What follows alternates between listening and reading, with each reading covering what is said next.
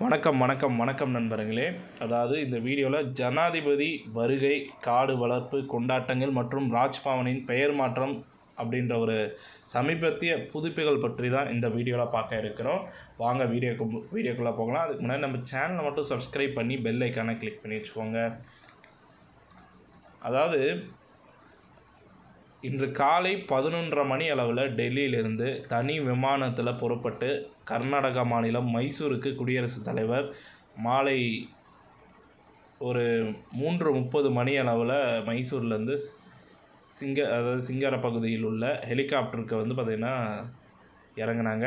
So அங்கேருந்து helicopter மூலமாக மசினகுடிக்கு செல்கிறதா ஒரு தகவல் வந்துச்சு. அதன் பின்பு பார்த்திங்கன்னா கார் மூலம் தொப்பைக்காடு வளர்ப்பு ஜானகல் முகாமிற்கு சென்று பாகம், அதாவது இந்த யானை தம்பதிகள் இருக்காங்க, யானை பாகன் தம்பதிகள், அவங்கள பார்த்திங்கன்னா பொம்மை தம்பதிகளை பார்த்திங்கன்னா சந்தித்து பாராட்டு தெரிவிக்கின்றதா ஒரு தகவல் வந்துச்சு. பிறகு மீண்டும் பார்த்திங்கன்னா வசந்தகுடி ஹெலிகாப்டர் இறங்கத்தளத்திற்கு சென்று அங்கிருந்து ஹெலிகாப்டர் மூலமாக மாலை 5 மணி அளவில் சிங்காரம் செல்கிறதா ஒரு தகவல் கிடைச்சது. மேலும் மைசூரிலிருந்து விமானத்தில் புறப்பட்டு இரவு 7:50 மணி அளவில் சென்னை வந்தடைகின்றாராம் குடியரசுத் தலைவர் திரௌபதி முர்மு.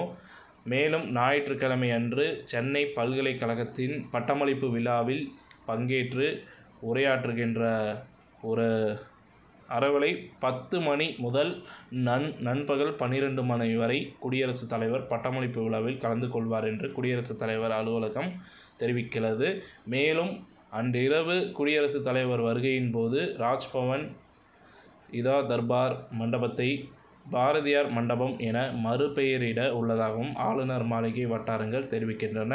இரவில் ஆளுநர் மாளிகையில் தங்கும் குடியரசுத் தலைவர் திங்கட்கிழமை அன்று புதுச்சேரிக்கு செல்ல இருக்கின்றார் என்றும் தகவல்கள் கிடைத்திருக்கிறது.